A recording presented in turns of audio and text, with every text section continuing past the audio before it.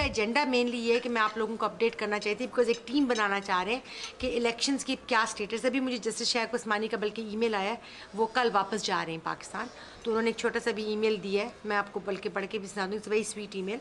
तो उन्होंने जो भी फैसला किया है वो बड़ा अच्छा फैसला उन्होंने दिया है और बड़ा जस्टिस और इंसाफ वाला फैसला दिया है।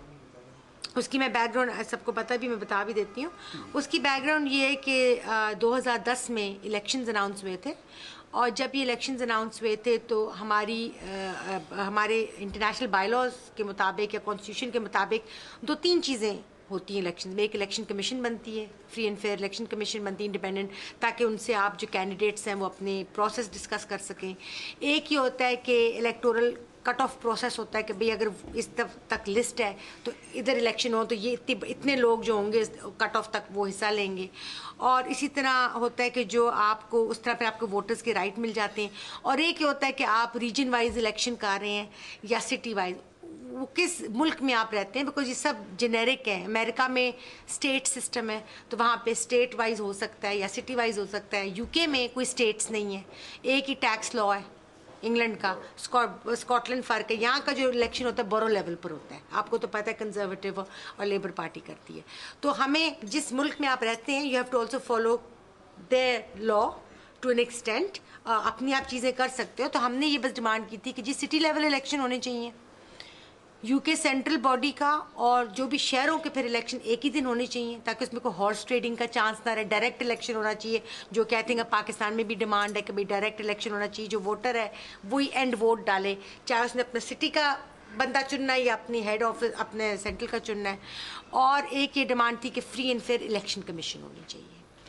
जब 2011 में हम इन चीज़ों पे कोशिश करते रहे, कट ऑफ अप्रैल 2011 की लिस्ट थी। अनफॉर्चुनेटली जब वो कट ऑफ हुई तो आपने इंसाफ की वेबसाइट पे पढ़ा होगा कि कट ऑफ के बाद जब वैलिडेशन हुई लिस्टों की तो फिर कोई और लिस्टें भी इंट्रोड्यूस हो गई बीच में, जो पता ही नहीं था कि कौन थी। खैर वो हट गई, क्लियर हो गया। फिर उसमें इलेक्शन कमीशन कोई ना बनी। फिर हमने काफ़ी एस्केलेट किया, तो हामिद खान साहब के पास ये हमारा चला गया, उन्होंने अपॉइंट करना था, लेकिन उस वक्त सुनामी शुरू हो चुका था, अक्टूबर आ गया। तो करते कराते हुआ ये कि जाहिर है कि यूके एक छोटी एंटिटी थी, उसका जो फोकस था हट गया और फोकस सारा पाकिस्तान में चला गया पीटीआई का। तो हमारे जो इलेक्शन जो हुआ है, जो फिर जनवरी 2012 में जाके हुआ, वो पुरानी लिस्टों पे हुआ था 2011 अप्रैल की। उसके बाद हमारे बेतहाशा मेंबर बने। सुनामी तो बाद में आया ना अप्रैल के, बेतहाशा यूके में मेंबरशिप हुई। उन लोगों ने कहा जी कि आप अगर इलेक्शन अनाउंस करें तो हमें क्या, हम भी वोट करेंगे ना। तो हमें वहाँ से पता चला, हमें उन्होंने स्टिपुलेशन दी कि जो आपके नए मेंबर हैं 2011 अप्रैल के बाद वो वोट नहीं डाल सकते। हालांकि यूके का लॉ क्या कहता है, यूके का लॉ अगर आप काउंसिल में अपने आप को रजिस्टर करते हैं तो अगले इलेक्टोरल मंथ में आप एलिजिबल हो जाते हैं वोट डालने के लिए। तो ये तो 9 महीने का गैप आ गया था। देखिए ना, आप 3 मंथ की कट ऑफ कर दें, आप 2 महीने की कट ऑफ कर दें, पर आप इतनी पुरानी लिस्टों पे तो एक नए साल का इलेक्शन नहीं करा सकते। तो ये हमारा एक मेन कंटेंशन था। तो इस वजह से हमारे जो 863 लिस्ट थी टोटल, उसमें से मेजॉरिटी जो थे सिटीज़ में स्प्रेड हुए थे, हमारे बंदे थे, और हम सब ने बॉयकॉट किया। हमने एहतजाज किया, इंटरनल पार्टी एहतजाज किया, जो हमारा हक था हमने बॉयकॉट किया और हमने उस इलेक्शन में हिस्सा नहीं लिया। लेकिन हमें फिर ये पता चला, जिस तरह आपने इंसाफ पे पढ़ा है, कि उसमें जो नंबर ऑफ वोटर्स थे वो भी कभी पब्लिश नहीं हुए कि भाई वोट किसने किया, 400 वोटर्स कौन थे जिन्होंने वोट किया 800 में से। तो मेरा मकसद ये करते करते हम, और फिर काफ़ी हमें उसमें फ्लॉज नज़र आए, तो उसको हमने फिर क्वेश्चन जब रेज़ किया पार्टी की सीनियर लीडरशिप को, तो उन्होंने फिर जस्टिस वजुद्दीन को पहले पॉइंट किया, फिर उन्होंने शेख उस्मानी साहब को किया। और अल्लाह का शुक्र है कि जस्टिस शेख उस्मानी ने अपना टाइम निकाला, कीमती टाइम निकाल के उन्होंने जो है पूरा केस रिव्यू किया, वो सारे लोगों से मिले, और उसके बाद उन्होंने 2-3 जो इम्पोर्टेंट डिसीजंस दिए हैं वो मैं आपको समराइज़ करती हूँ। उन्होंने कहा कि फ्लॉ हुए हैं, छोटे पैमाने पे हुए हैं, बिकॉज उनको चांस ही नहीं मिला कि वो बाकी इन्वेस्टिगेट करते, लेकिन हुआ है। तो हम ये मानते हैं कि भी रिगिंग हुई है, ठीक है, इंटरनल इलेक्शन में जिस वजह मर्जी से कहले पर हुई है। दूसरा उन्होंने कहा जो सस्पेंशन इन्होंने किया था 7 जो फाउंडिंग मेंबर समझ लें आप, जो दिन रात काम करते हैं, उनकी जो सस्पेंशन इलीगल है, क्योंकि जो सस्पेंशन की वो भी इलीगल है और जो की गई है उसकी भी कोई वजूहत नहीं, वो भी उन्होंने कहा कि हटाई जाए।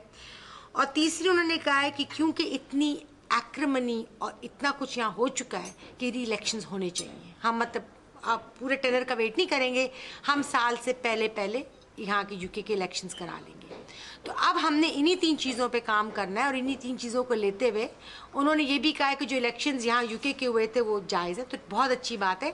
अब अगर इलेक्शन डेट हमें मिल जाए, क्योंकि नवंबर दिसंबर में तो नेशनल इलेक्शंस हैं, अब हमारी कोशिश ये होनी चाहिए कि हमें इलेक्शन डेट मिले ताकि हम सारे मिल के, चाहे इलेक्टेड हैं चाहे नॉन इलेक्टेड हैं, हम सारे मिलके इलेक्शन की तैयारी करें और एक दफ़ा साफ और क्लीन इलेक्शन कराएं। और आई थिंक जस्टिस शेख उस्मानी ने ये भी स्टिपुलेशन दी है कि जो भी इलेक्शन कमीशन या बॉडी बनेगी वो यूके के हदूद में बननी चाहिए, वो पाकिस्तान से मैनेज ना हो। जो यहाँ के इलेक्शन होंगे वो यहाँ से मैनेज होने चाहिए, नॉट कि भाई पाकिस्तान से हो। Correct me if I am wrong.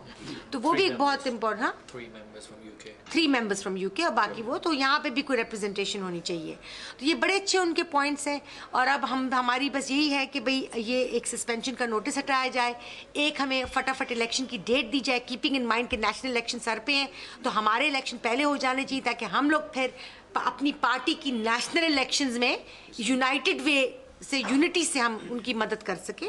और जो हमारे जो तीसरा पॉइंट है कि जिन्होंने भी रिगिंग की है, जो भी इस फ्रॉड में इन्वॉल्व हैं, ये जिन्होंने भी इंट्रा पार्टी इलेक्शन में ज़रा सी भी धांधली की है, उनको विद इन पार्टी, देखें कोई एक्सपोजर नहीं चाहता, विद इन पार्टी उनकी अकाउंटेबिलिटी हो और उनको पूछा जाए और उन पे कोई ऐसा स्टेप लिया जाए कि आइंदा हमारी पार्टी में ऐसा कोई करने की जुर्रत ना करे। ठीक है, ये बस हमारी थी।